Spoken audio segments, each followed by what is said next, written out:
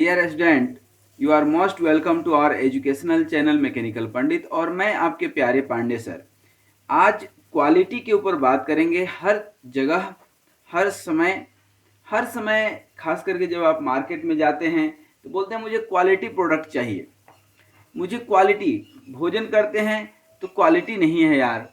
कहीं पार्टी में जाते हैं, यार क्वालिटी वाली पार्टी नहीं थी। अरे यार ये क्वालिटी वाला इंसान नहीं है। अरे यार ये क्वालिटी मतलब झलक नहीं रही। What do you mean by quality? How will you define the quality? एक जो है, आप समझिए जरा सा इस चीज को, कि एक जो है एप्पल मार्केट में 50 रुपए किलो बिक रहा है और एक एप्पल 250 रुपए केजी बिक रहा है। बिक दोनों रहा है, किस कोई ये भी खरीद रहा है, कोई ये भी खरीद रहा है। अब ये खरीदने वाला बोलता है कि इसकी क्वालिटी अच्छी नहीं है, और ये बोलता है कि जो मैं खरीद रहा हूं इसकी क्वालिटी तो ठीक है, लेकिन इसकी भी क्वालिटी अच्छी है, लेकिन हमारे लिए अच्छी नहीं है। क्यों? क्योंकि इसकी कॉस्ट 250 है। अब हर आदमी पे नहीं कर सकता है। तो कई सारे पैरामीटर है। एक पैरामीटर यहाँ क्या निकल करके आया आपके लिए? कॉस्ट। तो cost is one of the most important parameter. तो what do you mean by quality? तो आज हम क्वालिटी को डिफाइन करेंगे। बता दें आपको कि क्वालिटी के साथ साथ जो है डिफाइन तो करेंगे ही करेंगे इसको, साथ में इसके पैरामीटर्स की बात करेंगे। आज बहुत डिटेल में बात करेंगे, पैरामीटर्स की बात करेंगे, क्वालिटी ऑफ डिजाइन या फैसेट्स ऑफ क्वालिटी की बात करेंगे, फैसेट्स ऑफ क्वालिटी की बात करेंगे। कॉस्ट ऑफ क्वालिटी की यदि हम बात करें तो एक नेक्स्ट वीडियो में करेंगे, अदरवाइज ये क्या होगा कि जो है वीडियो हो जाएगा लेंदी। जो मैं बार बार कोशिश करता हूं कि मैक्सिमम जो है टाइम ड्यूरेशन हमारे वीडियो का half to 40 minutes, 40 minute maximum. फिर समय मिला इस वीडियो में तो तागुची मेथड्स की भी डिस्कशन करेंगे, डिजाइन ऑफ एक्सपेरिमेंट, ये सब डिस्कस करेंगे। तो आइए सबसे पहले तो हम जो है क्वालिटी को डिफाइन करें। क्वालिटी को डिफाइन करें कि व्हाट इज क्वालिटी। तो बेसिकली कोई भी जब प्रोडक्ट की बात करते हैं तो देखिए, हम ये भी बोलते हैं कई बार मार्केट में कि प्रोडक्ट जो बिक रहा है, जो बिक गया, if you are able to sell it then it is quality full product. Otherwise ये यदि नहीं बिका, यदि मार्केट में नहीं बिका तो ये प्रोडक्ट नहीं हो गया, क्या हो गया? वेस्ट है। और सारी की सारी जिम्मेदारी कहाँ आ जाती है? क्वालिटी पर, क्योंकि उस प्रोडक्ट की क्वालिटी नहीं थी इसलिए नहीं बिकी मार्केट में, ठीक ना। तो कहने का मतलब क्या था कि जो भी हम प्रोडक्ट की बात करते हैं, व्हाट एवर, सपोज कीजिए कि पेन ही क्यों ना हो, quality is being compromised from several engineering aspects.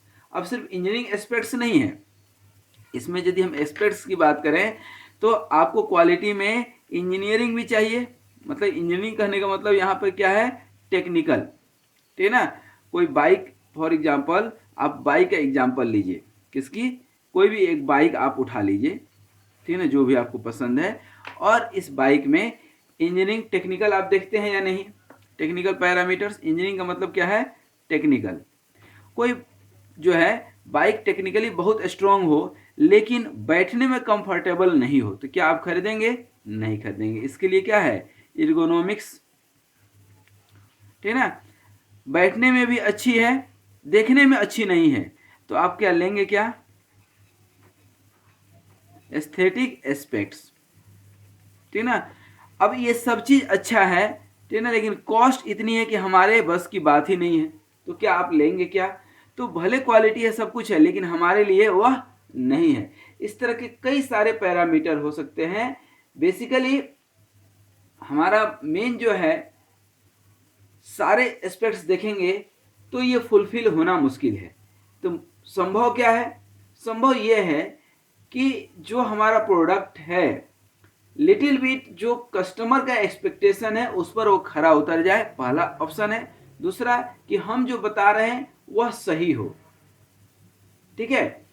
तो जैसे कि आपने हम देखा कि एस्थेटिक एस्पेक्ट्स है, ठीक है ना। इसके साथ ही जो है, इसके साथ ही जो है परफॉर्मेंस, कोई गाड़ी आप खरीद रहे हैं उसका परफॉर्मेंस अच्छा नहीं है।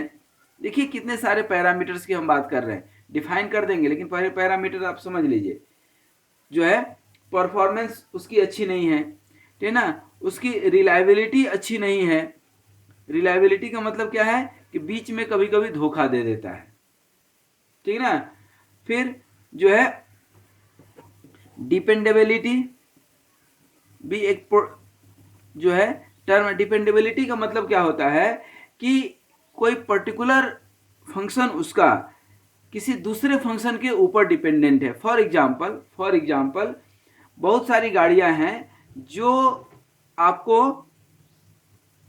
बहुत स्मूथ रोड चाहिए, अच्छा रोड चाहिए, इंडियन रोड पर चलना मुश्किल है, या कार कोई है उसकी ग्राउंड क्लियरेंस नहीं है, जानते हैं ना, बाइक है तो ये बाइक में आप यहाँ बैठ गए, ये बाइक है आपका, अब ये ग्राउंड क्लियरेंस क्या होना चाहिए कि नहीं, नहीं तो मालूम चला कहीं ब्रेकर है, और इंडिया में तो ब्रेकर जैसा ही होता है, ठीक है ना।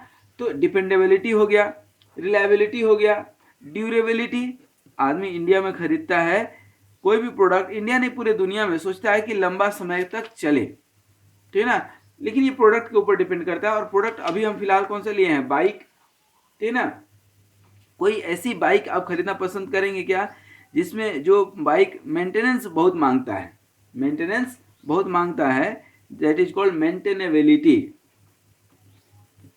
मालूम चला कि जितना का बाबू नहीं उतना का खिलौना हो गया, जितना का हम चल नहीं रहे हैं उससे ज़्यादा उसको मेंटेन करने में जो है हम खर्च कर दे रहे हैं। इसके अलावा जो और सब प्रोडक्ट है, ठीक है ना, जैसे कोई फूड प्रोडक्ट है उसमें आप क्या देखते हैं, मान लीजिए स्मेल देखेंगे, ठीक है ना, फूड प्रोडक्ट है मान लीजिए, तो आप क्या देखेंगे, स्मेल देखेंगे, टेस्ट देखेंगे, ठीक है, जो अभी हमने आपको एप्पल का एग्जांपल दे रहा था मैं, ठीक है ना। या कोई प्रोडक्ट जैसे कपड़ा वगैरह है आप खरीदेंगे तो क्या होना चाहिए, फील जो है अच्छा होना चाहिए कि हाँ यार कुछ पहने हैं, या कंफर्ट आप बोल सकते हैं, कंफर्ट यहाँ पर भी आएगा, कंफर्ट जो है, लेकिन हम ये एर्गोनॉमिक्स में कंफर्ट लेवल ले लेंगे, ठीक है ना। उसी तरह से जो है कोई आपका बाइक है, ठीक है ना, इरिटेट, कुछ लोग जैसे बुलेट चलाते हैं, क्यों चलाते हैं, साउंड के लिए ही चलाते हैं ना, और उसमें क्या है, ठीक है क्वालिटी है, लेकिन एक साउंड का भी एक ऑरा जो है आप कि हाँ बुलेट आ रही है, तो एक साउंड सिस्टम भी जो है that is very most important thing. आप साउंड का भी जो है पैरामीटर आप सोच सकते हैं। तो these are the parameters of the quality, and you can say these are the building block of the, these are the building block, जैसे बिल्डिंग बनाते हैं ना ईंट से, तो ये सब ईंट है, ये सब मिल करके ही जो है बेसिकली क्वालिटी बनता है। क्वालिटी कोई आसमान से नहीं आता है। Each and every characteristics need to improve in the product so that we can say this product is of good quality, ठीक है। अब क्वालिटी ये सारे जो है करने के बाद एक सबसे इंपॉर्टेंट फैक्टर जो आएगा आपका, वह हमने क्या बताया, कॉस्ट। कॉस्ट तो हमने लिखा ही नहीं, लेकिन कॉस्ट भी क्या है अपने आप में सबसे इंपॉर्टेंट पैरामीटर है, ठीक है ना। तो these are the parameters of the quality. अब पैरामीटर समझ गए तो अब हम समझेंगे क्या, डिफिनीशन, ठीक है ना। अब क्वालिटी को यदि हम डिफाइन करेंगे तो आप समझ पाएंगे। क्यों समझ पाएंगे, क्योंकि अभी तक जो क्वालिटी आपने देखा, ठीक है ना, quality varies person to person, ठीक है ना। अब कई सारा जो है डिफिनीशन है, मैं आपको डिफिनीशन जो बताता हूँ, मेरा जो फेवरेट डिफिनीशन है, ठीक है ना, बाद बाकी बुक वाली भी मैं बता दूंगा। फिट फॉर यूज, क्या है, फिट फॉर यूज, ठीक है ना। एक सिंगल लाइन का डिफिनीशन, इससे बेहतर डिफिनीशन कुछ नहीं हो सकता है। कोई भी आप प्रोडक्ट खरीदते हैं, आपके लिए यदि वो फिट है तो क्वालिटी फुल है, हो सकता है दूसरे के लिए फिट ना हो। मार्केट में एक शर्ट जो है कोई खरीदता है और उसी शर्ट को दूसरे लोग देख करके चले जाते हैं, नहीं खरीदते हैं। कोई देखते ही खरीद लेता है, कोई उधर देखना भी नहीं चाहता है। मतलब एक के लिए क्वालिटी है, दूसरे के लिए क्वालिटी नहीं है। इसका मतलब क्या है, इसका मतलब है कि that depends on person to person, that depends person to person, ठीक है। उसके बाद दूसरा एक डिफिनीशन यदि हम कहें तो it is conformance to requirement. हम शॉर्ट डिफिनीशन बता रहे हैं जो कि आपको याद हो जाए। Conformance to requirement. कस्टमर की या जो खरीद रहा है उसकी क्या रिक्वायरमेंट है, यदि वह प्रोडक्ट फुलफिल कर रहा है तो वेल एंड गुड। अब उसमें भी क्या होता है, कई बार आप अर्जेंसी में है, अर्जेंट में है, ठीक ना, तो भी आप खरीद लेते हैं कि ज़्यादा आपके पास वक्त नहीं होता है बार्गेनिंग करने की या सारी चीज़ें देखने की। कई बार हम लोग मॉल वगैरह में जाते हैं तो रिक्वायरमेंट हमारी नहीं रहती है, पसंद रहता है, तो पसंद भी तो होना चाहिए। तो क्वालिटी रहेगा, चाहे अब पसंद क्या आएगा, पसंद हो सकता है कि एर्गोनॉमिक्स आ जाए, मैंने बैठने में कंफर्टेबल हो, देखने में अच्छा हो, सस्ता हो, बहुत सारी चीज़ें हैं। कब क्या पसंद आ जाएगा ये तो वही जाने, कौन, कस्टमर। तो ये दूसरा चीज़ क्या है कि कन्फॉर्मेंस टू रिक्वायरमेंट, ठीक ना। एक तीसरा डिफिनेशन इसी में हम दे सकते हैं, ठीक ना। Basically, it is a predictable degree of uniformity with the specification and dependability at low cost suited to the market. ठीक ना, that is the definition given by Deming. जो है ये हम लोग पढ़ेंगे भी डेमिंग का, जो कि हम लोग इसमें हमने बताया भी था कि पीडीसीए पढ़ेंगे, ठीक ना, और डीमैक पढ़ेंगे, ठीक है ना, ये दोनों चीज पढ़ेंगे, तो उसमें हम आपको डिटेल बता देंगे। तो ये डेमिंग का डिफिनेशन है। क्या डिफिनेशन है कि प्रेडिक्टेबल, मैं लिख देता हूं, प्रेडिक्टेबल, मैं समझाऊंगा, ज़्यादा लिखने का जो है वो नहीं है, ज़्यादा तात्पर्य नहीं है उसका। Predictable degree of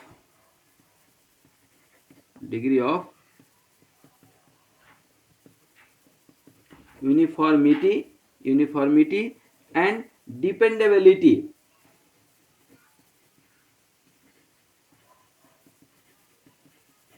at low cost. देखिए इंडिया में ही नहीं, पूरे दुनिया में जो है लो कॉस्ट प्रीफर करते हैं हम लोग, ठीक ना। अब एक दूसरा जो पार्ट आता है, ठीक ना, जो है दूसरा हम लोग पार्ट देखेंगे, एंड व्हाट डू वी से, that is nothing but facets of quality. क्या बोलते हैं इसको, तो ये क्वालिटी की डिफिनीशन हम समझ गए।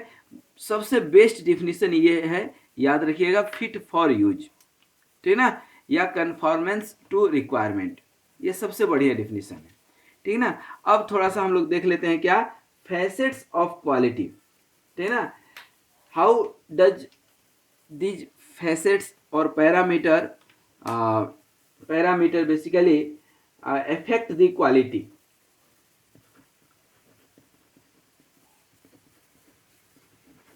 facets of quality, facets of quality। अब ये facets क्या है, ठीक है ना। facets या आप यूं समझ लीजिए फैशन, या आप यूं समझ लीजिए एक कैरेक्टरिस्टिक्स। ये क्या है अपने आप में, कैरेक्टरिस्टिक्स, कैरेक्टरिस्टिक्स। अब कैरेक्टरिस्टिक्स में सबसे पहला जो आता है कि क्वालिटी ऑफ डिजाइन। क्या आता है, क्वालिटी ऑफ डिजाइन। ये क्वालिटी ऑफ डिजाइन क्या है, ठीक ना, बेसिकली, ठीक ना, इसको समझने की कोशिश कीजिएगा। क्वालिटी ऑफ डिजाइन ये है कि जो हमारा ऑब्जेक्टिव है, देखिए कोई भी बिल्डिंग बनाते हैं तो पहले हम लोग क्या करते हैं, प्लानिंग करते हैं, डिजाइन करते हैं ऑन पेपर। तो उसी तरह से जो डिजाइन है उसी के अकॉर्डिंग क्या बनाते हैं, बिल्डिंग बनाते हैं या कोई प्रोडक्ट बनाते हैं। तो जो हम डिजाइन बना रहे हैं बेसिकली, वहां यदि गलती हो गया तो सब जगह गलती ही चलते जाएगा। जैसे जो ऑब्जेक्टिव है उसको फुलफिल करे वह डिजाइन। जैसे मार्केट में जरूरत किसकी है, 5 HP मोटर की जरूरत है, स्पीड कितना रखना चाहता है, 1500 RPM, ठीक है। अब ये है, तो अब देखिए इसके कुछ लिमिटेशंस है, मार्केट में डिमांड ये है। अब आप सोचिए कि ये RPM है, अब पावर इक्वल टू क्या होता है, 2π/NT, ठीक है ना, ध्यान समझिएगा।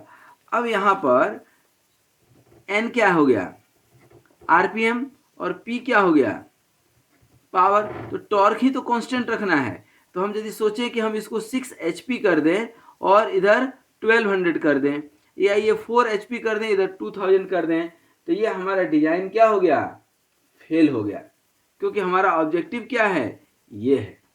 तो ऑब्जेक्टिव को देख करके ऑब्जेक्टिव को फुलफिल करना है, अल्टरनेट ऑप्शन को फुलफिल नहीं करना, अपने विचार कस्टमर के ऊपर नहीं थोपना है, बल्कि कस्टमर के रिक्वायरमेंट के अकॉर्डिंग कोशिश करना है डिजाइन करने की। और नहीं हो पाता है तो हम वो चीज कस्टमर को परकुलेट करेंगे कि what ever you have decided that is not being possible technically.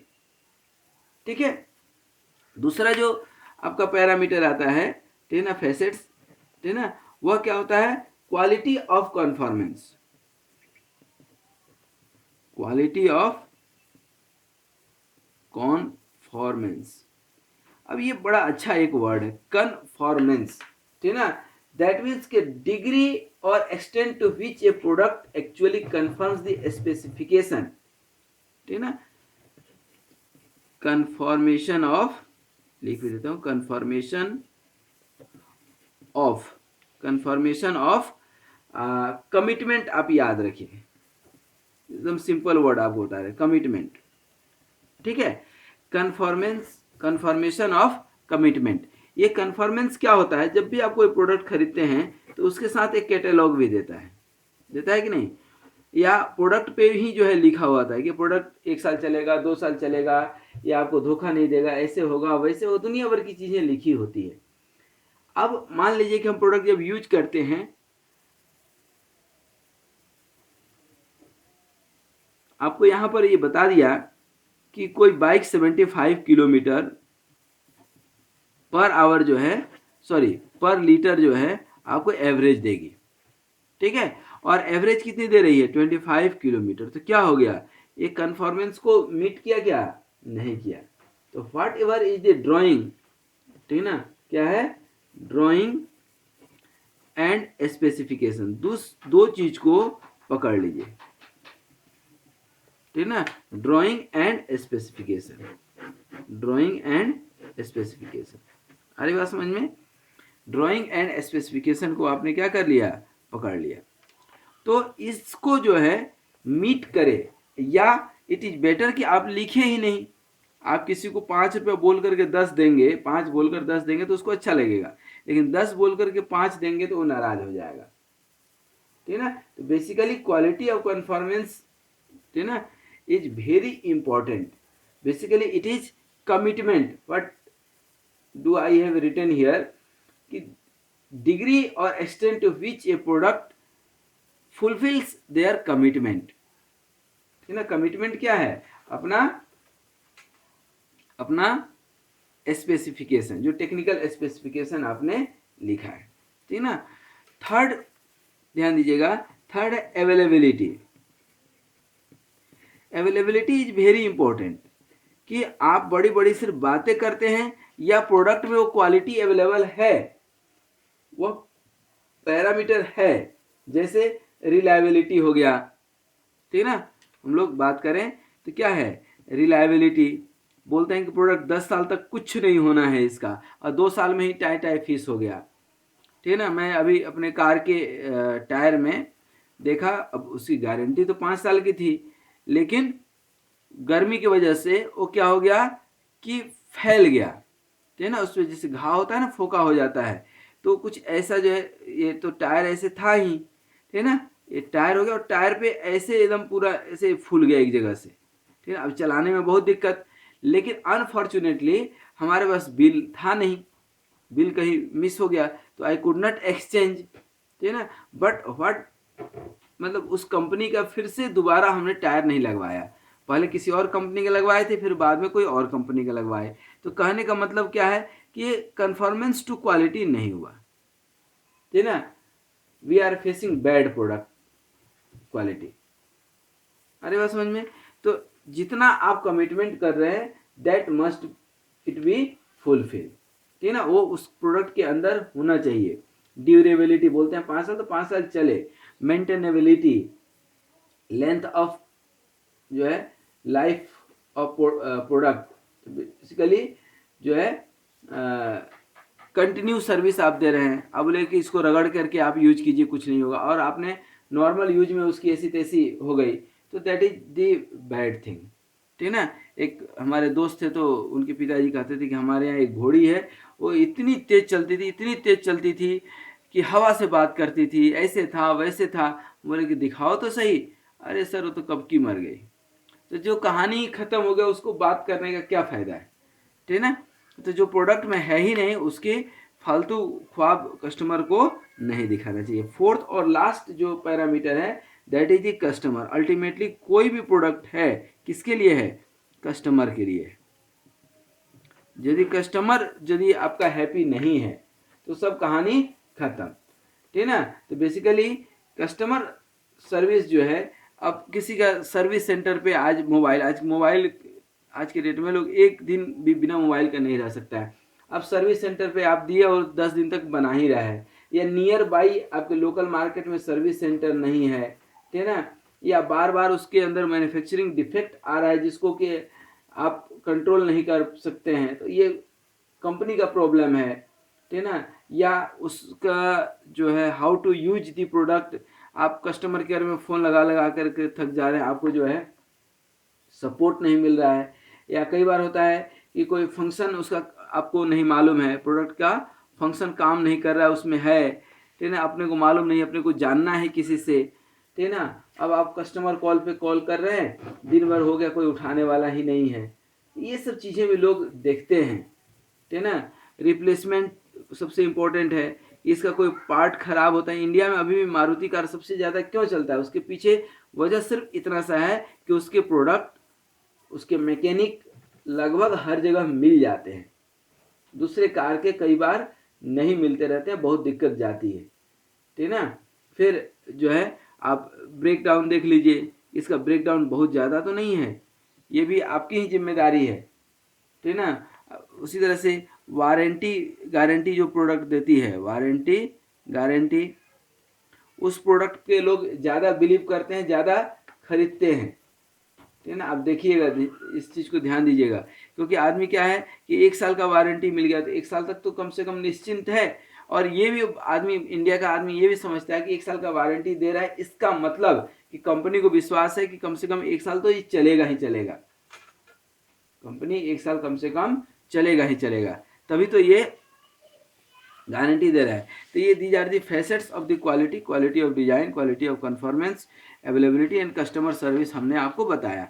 अब थोड़ा सा जो है ये क्वालिटी की डिफिनीशन बताने के बाद और जो है पैरामीटर्स बताने के बाद अब थोड़ा सा हम लोग तागुची मेथड जो है समझ लें, उसके बाद एक दूसरे से विदा होंगे और नेक्स्ट वीडियो में कॉस्ट ऑफ क्वालिटी, ठीक है ना, इसी से एकदम बिल्कुल मिलता जुलता, क्योंकि ये वीडियो क्या हो जाता है, लंबा हो जाता है, इसीलिए कॉस्ट ऑफ क्वालिटी हमने इसमें कंसिडर नहीं किया है, ठीक है ना। अब इसमें तागुची मेथड की बात करेंगे, ठीक है ना। तो यहाँ पर जो है बेसिकली तागुची मेथड है क्या, तागुची मेथड एक प्रोसेस वेरिएशन, जैसे कोई भी प्रोडक्ट होता है ना तो बोलते हैं ना कि थोड़ा सा प्लस माइनस है तो बोलते हैं ठीक है चल जाएगा, इतना तो चल जाएगा, कितना चल जाएगा ये कैसे पता चलेगा, ठीक है ना। दैट मीन्स कि ये जो है क्वालिटी के एस्पेक्ट्स को डेराइव करता है तागुची मेथड, ठीक है ना। और क्वालिटी किससे ये कंपेयर करता है, स्पेसिफिकेशन लिमिट, स्पेसिफिकेशन लिमिट। और स्पेसिफिकेशन लिमिट मतलब जैसे हम बोल रहे हैं कि प्रोडक्ट 20 ईयर्स चलेगा, 20 ईयर्स गया कि नहीं, या ये प्रोडक्ट है 8 आवर्स बिना गर्म हुए चलेगा, मालूम चला कि 8 आवर्स चलने के साथ ही जो है वो गर्म हीट होकर के ऑटोमेटिक बंद हो जा रहा है, कोई ऐसा प्रोडक्ट है, ठीक है ना। या हीटर है, ठीक है ना, रूम गर्म कर ही नहीं रहा है, ठंड का मौसम है, रूम गर्म हो ही नहीं रहा है। घर में गीजर है, ठीक है ना, पानी गर्म हो जाए तो ऑटोमेटिक बंद हो जाए, मालूम चलो बंद ही नहीं हो रहा है, ठीक है ना। तो ये बियॉन्ड द लिमिट चीज़ें जाती है स्पेसिफिकेशन लिमिट की, ठीक है ना। या वो बोला कि भाई एसी हमारे घर में लगा है तो 24 डिग्री सेल्सियस पे ये जो है मिनिमम बिजली बिल देगा, और मालूम चला कि हम चला रहे हैं इसको 28 पे और कम बिजली बिल देना चाहिए, वो उल्टा और ज़्यादा दे दिया, ठीक है ना। दैट मीन्स कि what ever you have the limit, ठीक है ना, that is the deviation from the normal value beyond this specific limit. जैसे बहुत लोगों को डायबिटीज होता है, तो उसकी रेंज मान लीजिए कि 100 और 140 है, तो इससे इधर भी गए तो भी खतरा, इधर गए तो भी खतरा, ठीक ना। तो बियॉन्ड, इसी को हम लोग बोलते हैं बियॉन्ड द लिमिट, माने इसी के बीच में आपको रहना है। तो बेसिकली तागुची मेथड जो है स्टेटिस्टिकल क्वालिटी कंट्रोल में जो है यूज करते हैं सबसे ज़्यादा, और इसमें जो है एक आता है लॉस फंक्शन, बहुत डिटेल में नहीं बताएंगे, ठीक है ना। ये क्या हो गया आपका लॉस फंक्शन, लॉस फंक्शन, और ये क्या होता है नॉमिनल वैल्यू, ठीक है ना। और ये मान लीजिए मीन वैल्यू यहाँ पर आ गया, तो आप देखेंगे कि ये इसी के इर्द गिर्द रहना चाहिए, मतलब इस लाइन के यदि इर्द गिर्द है तब तो हमारा काम चल जाएगा, इसके ज़्यादा बियॉन्ड होगा तो ये अल्टीमेटली लॉस में जाएगा, ठीक ना। तो कहने का मतलब यह है कि यदि तागुची की बात करते हैं पर्टिकुलरली, तो ये हमने समझाया, and according to Taguchi whenever a product is produced a cost is also impose, जैसे ही आप प्रोडक्ट आ गया मार्केट में तो फ्री में तो आया नहीं, कॉस्ट लगा होगा मैन्युफैक्चरिंग में, रॉ मटेरियल में एंड सो ऑन, सब चीज़ में, ठीक ना। तो कॉस्ट विल बी इम्पोज, ठीक ना, and this cost is beard by society या कस्टमर या प्रोड्यूसर, ठीक ना। तो हर आदमी ये चाहता है कि हमें 2 पैसा फायदा हो, कस्टमर भी चाहता है कि कम से कम कॉस्ट में हमारा प्रोडक्ट आ जाए विथ इंक्रीज्ड क्वालिटी, ठीक ना, और प्रोड्यूसर भी चाहता है कि कम से कम कॉस्ट में हम बेहतर क्वालिटी दे पाए, ठीक ना। और बेहतर क्वालिटी कैसे देगा वो, क्या होगा बेहतर क्वालिटी के लिए कि इफिशियंसी ज़्यादा दे, इफिशियंसी प्रोडक्ट का बहुत अच्छा हो, ब्रेक डाउन जो है बिल्कुल जीरो हो, ब्रेक डाउन हो ही नहीं, सीधी सी बात है, ठीक है ना। अदरवाइज ये दोनों का लॉस है, ठीक है ना, और भी जो भी पैरामीटर्स हैं, तो कंपनी को भी फायदा कमाना है, तो वो भी जो है चाहता है कि हम ऐसे कैरेक्टरिस्टिक इसमें कुछ दें अपने प्रोडक्ट में कि कॉस्ट भी हमारा मिनिमाइज हो जाए, और जो हकीकत में अब कुछ ऐसे फंक्शन दे दिए जिसका कॉस्ट तो आप ले रहे हैं लेकिन कस्टमर को उस फंक्शन की ज़रूरत ही नहीं है, तो आप क्या करेंगे, ठीक है ना। तो बेसिकली ये जो पैराबोलिक इक्वेशन जो है, पैराबोलिक ग्राफ जो है, इसी को हम लोग बोलते हैं तागुची पैराबोलिक लॉस फंक्शन, इसको क्या बोलते हैं तागुची, अब इसी को डायरेक्ट तागुची लॉस फंक्शन भी बोलते हैं या Taguchi parabolic loss function, parabolic loss function, ठीक है। अब ये तागुची जो है निकालने का मेथड भी होता है, ठीक है ना, कि यहाँ पर जो वैल्यू होता है जनरली ये तागुची मेथड का, जनरली इसका 2 तरीका होता है, एक ये कांस्टेंट हो गया के, कांस्टेंट बेसिकली इसको हम लोग मीन स्टैंडर्ड डेविएशन को कन्वर्ट करने के काम आता है, ठीक है ना, और sigma square plus delta square. बोलिए सिग्मा स्क्वायर क्या है, डेल्टा क्या है, तो सिग्मा क्या है कि करंट बेस्ड जो है estimate of process standard deviation, basically क्या है स्टैंडर्ड डेविएशन, एक 6 सिग्मा का वीडियो है उसमें इसको ज़्यादा डिटेल से हम समझाए हैं स्टैंडर्ड डेविएशन, ठीक है। और म्यू क्या है, तो ना करंट बेस्ड एस्टिमेट ऑफ जो है प्रोसेस टाइमिंग, और म्यू किसको हम लोग बोलते हैं मीन को, और मीन मतलब क्या है एवरेज, और ये एवरेज कहाँ काम आएगा आपको, यही जो है आपका सिग्मा या डेल्टा निकालने का काम आएगा, और यहाँ पर डेल्टा यदि निकालते हैं, ये सिग्मा तो स्टैंडर्ड डेविएशन हो गया, ये जो डेल्टा होता है ये डेल्टा को हम लोग जो है लिख सकते हैं म्यू माइनस टी, बोलिए सर टी कहाँ आ गया, तो ये हो गया टारगेट, और ये क्या हो गया नॉर्मल एस्टिमेशन, नॉर्मल या मीन एस्टिमेशन कई बार हम लोग यूज कर चुके हैं पिछले वीडियो में, ठीक ना। और ये तो हमने बता ही दिया कि के क्या है कांस्टेंट है, ठीक ना, और इसी को मीन स्क्वायर डेविएशन से भी एल का वैल्यू निकाल सकते हैं, यही एल जो है क्या हो सकता है के इंटू एम एस डी, ये भी कहीं कहीं आपको देखने मिलेगा, ये ऐसे क्यों देखने मिलता है बताइए, क्योंकि मीन स्टैंडर्ड डेविएशन को इतना आप लिख सकते हैं क्या तागुची मेथड में, ठीक है ना। तो basically according to this Taguchi philosophy the variation from the target value are need to be reduced as much as possible, जितना हम कर सकते हैं।